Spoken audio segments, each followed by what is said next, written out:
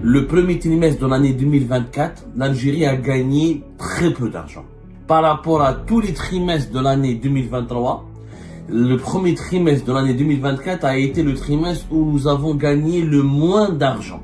On leur dit, voilà, le PIB de l'Algérie sera 200 milliards, il est de 200 milliards, il sera 300 milliards, bientôt 400 milliards. C'est complètement faux.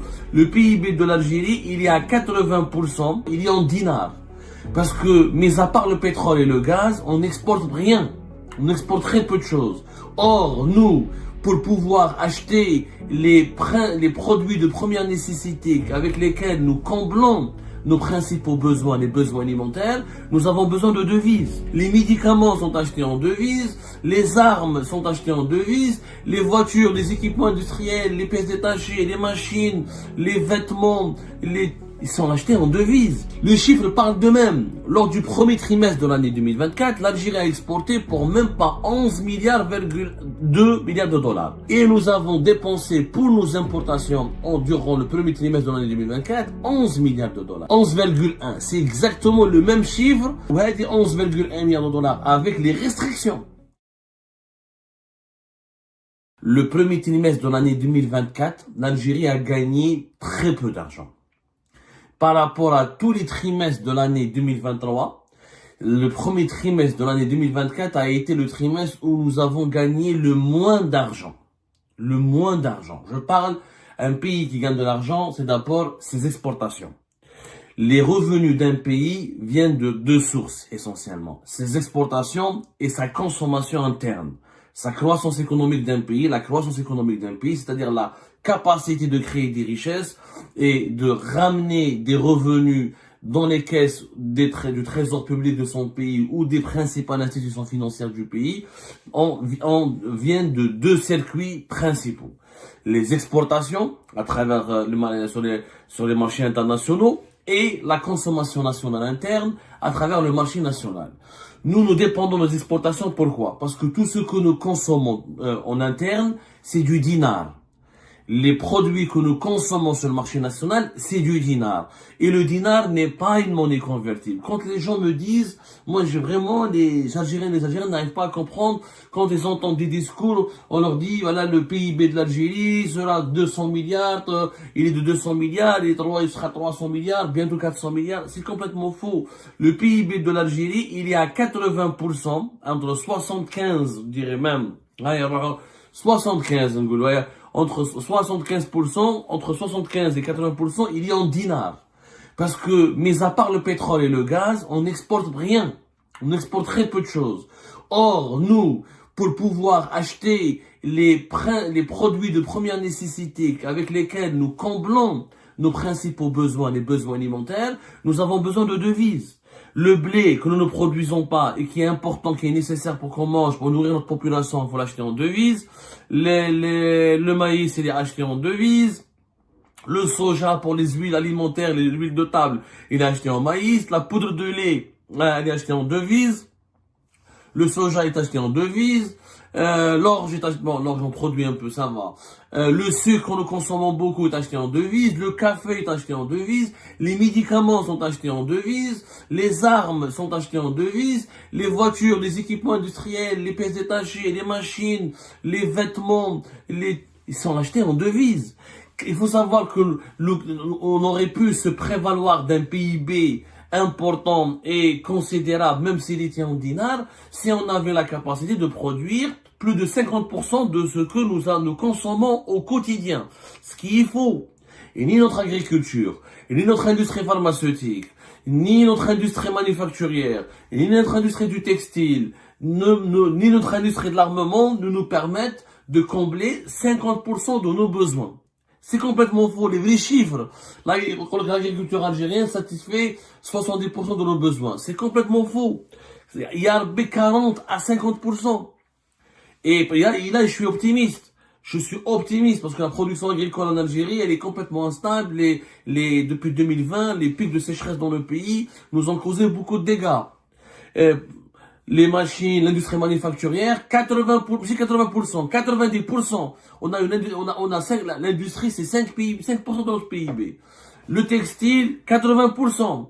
dans tous les domaines. Les médicaments que l'industrie pharmaceutique algérienne, c'est 70% des besoins du pays. C'est complètement faux. C'est des chiffres extrêmement exagérés. La réalité, quand on prend en compte les calculs de l'importance des matières premières, de certains composants depuis l'étranger pour fabriquer certains génériques, le vrai médicament algérien existe très peu. Et les médicaments pour certaines maladies rares et compliquées, et les maladies les plus, ce qu'on appelle les maladies du développement, comme le cancer, le diabète, etc., c'est 70% à 80% de dépendance vis-à-vis de l'étranger. Donc on a besoin de devises. Les PIB des pays riches, ce sont les PIB qui sont en monnaie internationale, en devises. C'est la capacité de ce que ce pays produit contre les monnaies, contre les pays comme la Corée du Sud, la Turquie, les pays émergents comme le Brésil, les BRICS, les pays membres des BRICS. Pourquoi ils ont des économies dynamiques? Parce que leur PIB repose beaucoup sur les exportations. Pas uniquement le marché intérieur. Le marché intérieur, il est important, mais il faut avoir des grandes capacités d'exporter. Or, nous, nos capacités d'exportation, elles sont de plus en plus faibles parce qu'elles dépendent uniquement du pétrole et du gaz, dont la production est en train de baisser inéluctablement, et avec des exportations hors hydrocarbures qui ne sont pas réellement existantes. Les chiffres parlent d'eux-mêmes. Lors du premier trimestre de l'année 2024, l'Algérie a exporté pour même pas 11 milliards,2 milliards de dollars. 11 milliards,1 milliards de dollars. Ça, c'est toutes les exportations de tout ce qui est gaz et pétrole et produits dérivés. C'est 92% de nos exportations. 8%, entre 8 et 9%, c'est les exportations hors hydrocarbures, dont le montant n'atteint même pas 1 milliard de dollars. Je dis bien, les exportations hors hydrocarbures ont permis à l'Algérie de gagner durant le premier trimestre de l'année 2024 uniquement 986 millions de dollars. C'est le chiffre le plus bas depuis 2023. C'est le chiffre le plus bas depuis même 2022. Depuis 2022, si on compare tous les trimestres, nos exportations hors hydrocarbures, on n'a jamais réalisé un chiffre aussi bas.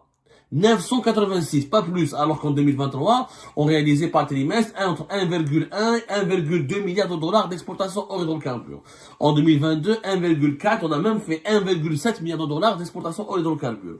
En réalité, nos exportations hors hydrocarbures, c'est des hydrocarbures indirectement, parce que c'est essentiellement les engrais qui sont produits à partir du gaz en Algérie, les matériaux de construction, notamment le ciment, ou des produits de sidérurgie dont les coûts en Algérie, les coûts sont pas chers, le fer n'est pas cher en Algérie parce qu'il est produit avec des coûts d'énergie faibles, notamment grâce au gaz aussi. C'est ça, la sidérurgie, le ciment et les engrais. Et on n'a pas beaucoup des exportations agricoles et industrielles, très peu. 2024, on a gagné que 900 au niveau de nos exportations hors hydrocarbures pour le premier trimestre, 986 millions de dollars. On n'a pas les autres chiffres encore officiels. On attend que la Banque d'Algérie nous confirme tous les chiffres officiels pour les autres trimestres. Mais 2024, ça a commencé très mal. Et vu comment l'économie algérienne était paralysée, pas beaucoup de méga projets, pas beaucoup d'investissements productifs, pas beaucoup de lancements de projets, très peu de nouveaux lancements de projets. Le pays est resté dépendant des hydrocarbures. Comme les prix du gaz et du pétrole ont baissé en 2023 par rapport à 2022, ils ont encore plus baissé en 2024 par rapport à 2023 en 2022. Donc nos revenus sont en train de chuter. Et 11,1 milliards de dollars, alors que durant tous les trimestres de l'année 2023, on a fait entre 12,5 jusqu'à 13 milliards de dollars. Le chiffre le plus bas que nous avons réalisé en 2023 pour nos exportations des hydrocarbures, c'était le deuxième trimestre de l'année 2023 où on a fait 11,8. Mais on n'a jamais fait 11,1. Cela signifie quoi? Cela signifie que si en 2023 on a gagné, grâce aux exportations des hydrocarbures, 50 milliards de dollars, 50,4 milliards de dollars, et bien en 2024, on risque de se retrouver avec 45 milliards de dollars. Sachant qu'en 2022, on a gagné 59 milliards de dollars. Presque 60 milliards de dollars d'exportation des hydrocarbures et entre 4 et 5 milliards de dollars d'exportation hors hydrocarbures. Ce qui nous a fait 64 milliards de dollars d'exportation en devises. Et c'est ça, c'est les devises qui nous importent de gagner, Eshma. Ça sert à rien de parler d'exportation, de PIB de l'Algérie, de production nationale. Si tu produis en dinars, tu n'as rien à faire. Parce que ton dinar, tu ne peux pas l'utiliser pour produire, pour importer les produits de première nécessité que tu dois acheter en devise. Si on produisait le blé, le sucre, les voitures, les vêtements, les médicaments, et on est autosuffisant, ou là, au moins autosuffisant à 60-70%, je pourrais vous dire c'est pas un problème. Ce qui n'est pas le cas. D'ailleurs, c'est pour ça que les restrictions aux importations en Algérie ont fortement aggravé l'inflation, ont fortement suscité un grand inconfort de la population et ont fait aggraver la misère sociale parce que la production locale ne peut pas satisfaire les besoins locaux. La preuve, elle est là. Si on avait une grande production locale, on aurait pu avoir des exportations hydrocarbures plus diversifiées. Donc, il y a la situation très compliquée, je m'attends. Vraiment compliqué. Ça veut dire, franchement, on se dirige vers un niveau 2024. On va attendre la clôture des comptes, mais on risque entre 46, peut-être 45, 46 milliards de dollars d'exportation et c'est très peu. Très peu. Le budget du ministère de la Défense nationale en Algérie est de 25 milliards de dollars. Qu'est-ce que tu vas financer avec 45 milliards de dollars d'exportation? Tu peux rien de recettes en devises, même pas d'exportation, de recettes en devises. C'est très peu. Et encore, tout ne part pas dans les caisses de l'État. Ce qui part dans les recettes ce qui part dans les caisses de l'État, c'est les recettes avec la fiscalité pétrolière. Parce que Sonatrach, elle exporte et ses associés prennent leur part. Ensuite, ils payent l'État algérien à travers des impôts et des taxes, etc. Et c'est ce qu'on appelle la fiscalité pétrolière. Sur les 45 milliards de dollars d'exportation, on va ramener, peut-être, on va gagner quoi? Ce sera même pas 20 milliards de dollars ça risque d'être même pas 20 milliards de dollars pour les recettes de l'État algérien. C'est très très peu. Ça veut dire que tout le reste, l'État algérien doit faire toutes ses dépenses avec des dinars qui ne valent rien parce que les dinars, tu peux pas les utiliser sur le marché mondial. Donc, nous sommes dans une situation économique hyper compliquée avec des exportations d'hydrocarbures qui fonctionnent, qui ne décollent pas. 986 millions de dollars pour le premier trimestre de l'année 2024, c'est très très peu, c'est la performance la plus faible par rapport aux à tous les trimestres, par rapport à tous les trimestres de l'année 2022 et 2023. Et la même chose pour les hydrocarbures. Pour les hydrocarbures, on est faible, il faut dire la vérité. On perd en termes d'exportation de pétrole. Durant le premier trimestre de l'année 2024, on n'a gagné que 2,9 milliards de dollars. Alors que durant l'année 2023, on avait l'habitude de gagner plus de 3,1 milliards de dollars. La même chose pour le gaz. Le gaz, par exemple, on a gagné que 1,4 milliard de dollars. Alors que d'habitude, en 2023, par rapport aux autres trimestres de l'année 2023, on a gagné entre 1,8 jusqu'à 2,4 milliards de dollars. Nous avons donc une problématique au niveau des revenus de nos devises. Ça, c'est le GNL, hein, pas le gaz naturel. Je parle du GNL. Dans le GNL, on va lui consacrer une émission à part parce que les capacités de nos exportations, elles sont en chute libre. Elles sont vraiment en chute libre. La quantité, les volumes de gaz GNL exportés par l'Algérie en début de l'année 2024 par rapport en 2023 en 2022, c'est en chute libre. Il y a un gros problème au niveau de la production du GNL. Et là, on enquêtera là-dessus, on en parlera. Mais le gaz naturel, c'est 3 milliards de dollars de revenus pour l'Algérie durant le premier trimestre de l'année 2024. C'est encore très peu, c'est le chiffre le plus bas par rapport à tous les trimestres de l'année 2023 où nous avions l'habitude de gagner entre 3,9 et 4,2 milliards de dollars. Une chute de 20 à 30% même. Tu passes de 4,2 de 3,9 à 4,2 milliards de dollars par trimestre à peine 3 milliards de dollars par trimestre. C'est dangereux. C'est dangereux. Et pourtant, au niveau des quantités, on a exporté 14 milliards de mètres cubes. C'est-à-dire, on a exporté plus de gaz que le premier trimestre de l'année 2024, l'Algérie a exporté plus de gaz en termes de volume par rapport à tous les autres trimestres de l'année 2023, où le volume moyen de nos exportations était entre 7 et 9, même presque 10 milliards de mètres cubes. Là, nous avons exporté pour les 3 premiers mois de l'année 2024, 14 milliards de mètres cubes. Et ça nous a ramené que 3 milliards de dollars. C'est très peu. C'est très peu. Sachant que nous avons des importations à financer et que les importations ont augmenté de façon significative durant le premier trimestre de l'année 2024, puisque les importations ont atteint 11 milliards de dollars. Nous avons gagné que 11 milliards de dollars au niveau de nos exportations et nous avons dépensé pour nos importations durant le premier trimestre de l'année 2024 11 milliards de dollars. 11,1. C'est exactement le même chiffre de nos exportations. 11,1 milliards de dollars d'exportation, 11,1 milliards de dollars d'importation. C'est-à-dire que nous avons la balance commerciale commence à être classe. Donc les excédents que nous avons réalisés en 2022 et en 2023 sont en train de disparaître. Ouais, 11,1 milliards de dollars avec les restrictions. C'est-à-dire qu'on n'importe pas ce qui est nécessaire, on importe ce qui est vital pour permettre au pays de fonctionner normalement, le plus normalement possible. On ne se permet plus de luxe. Parce qu'en 2023, on a eu une facture de nos importations de 42 milliards de dollars. Cette année 2024, elle va atteindre pratiquement 43, 45 milliards de dollars facilement.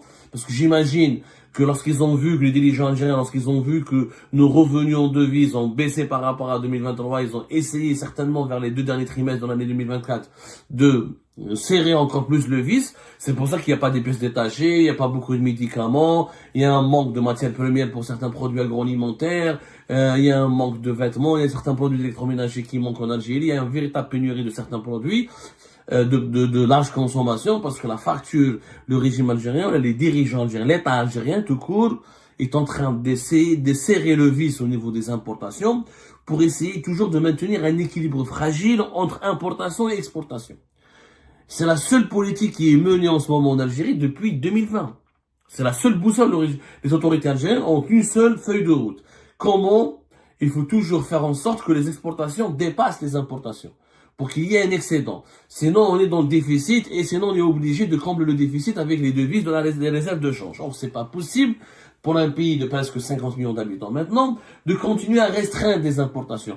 42 milliards de dollars dans un pays de 46, 47 millions d'habitants, c'est très peu. Un pays qui ne produit pratiquement pas ce qui est nécessaire pour lui. Encore une fois, si on était autosuffisant, et aucun pays au monde n'est autosuffisant à 100%. Si on était autosuffisant à 60% ou à 70% en médicaments, en nourriture, en textile, en machines industrielles, etc., oui, il n'y aura pas de problème. Mais c'est pas possible, on n'est pas autosuffisant. Donc, on est en train de s'appauvrir.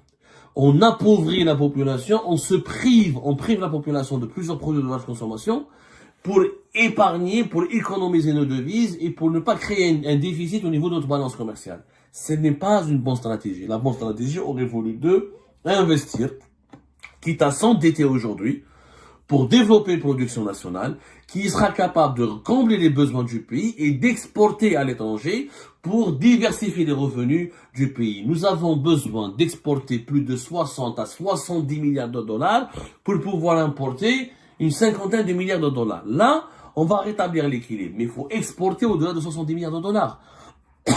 Et ça, c'est plus le pétrole et le gaz, parce que les prix du pétrole et du gaz sont en train de baisser. C'est une réalité. Le prix du baril du pétrole, par exemple, ont baissé de plus de 4% depuis 6 mois, de plus de 8% depuis 1 an et de plus de 17% depuis 3 ans. Le gaz se maintient un petit peu sur le marché mondial, puisque les prix ont chuté attendez, je reviens vers le gaz naturel. Voilà, le gaz naturel, les prix ont baissé de presque 16% depuis le 1er janvier 2025. Voilà. Mais par rapport à une année, il y a une augmentation de 20%. Donc, le gaz se maintient. Franchement, il se maintient. Mais, voilà, comme on exporte essentiellement, on a des contrats à long terme et on exporte du gaz avec les gazoducs et que le GNL, c'est le GNL qui rapporte le plus d'argent. C'est lui qui vaut le plus, qui ramène le plus de devises vers le pays. Et la production du GNL, elle est en panne. Premier trimestre de cette année 2024, l'année dernière 2024, elle a été extrêmement perturbée. C'est ce qui explique que nous avons gagné de moins en moins d'argent. Il faut tirer la sonnette d'alarme, la situation économique, elle est préoccupante. Il faut aujourd'hui absolument aller vers une production nationale forte, une diversification en urgence, et pour cela, il faut des investissements, une autre politique souple, des investissements étrangers, de préférence, qui nous ramènent les capitaux, les savoir-faire pour développer des filiales industrielles en urgence. Il faut aujourd'hui, avant que ce soit trop tard, ça veut dire quoi, avant que ce soit trop tard? Avant d'atteindre un seuil critique, c'est-à-dire où nos exportations ne nous suffiront même pas pour gérer nos importations, pour financer nos importations. Ce jour-là, on sera dans un seuil critique. si on n'arrive pas à se lancer dès maintenant dans la modernisation de notre économie, pour la transformer en une économie productive, là, on va franchement subir des désagréments extrêmement dangereux à partir de 2026-2027.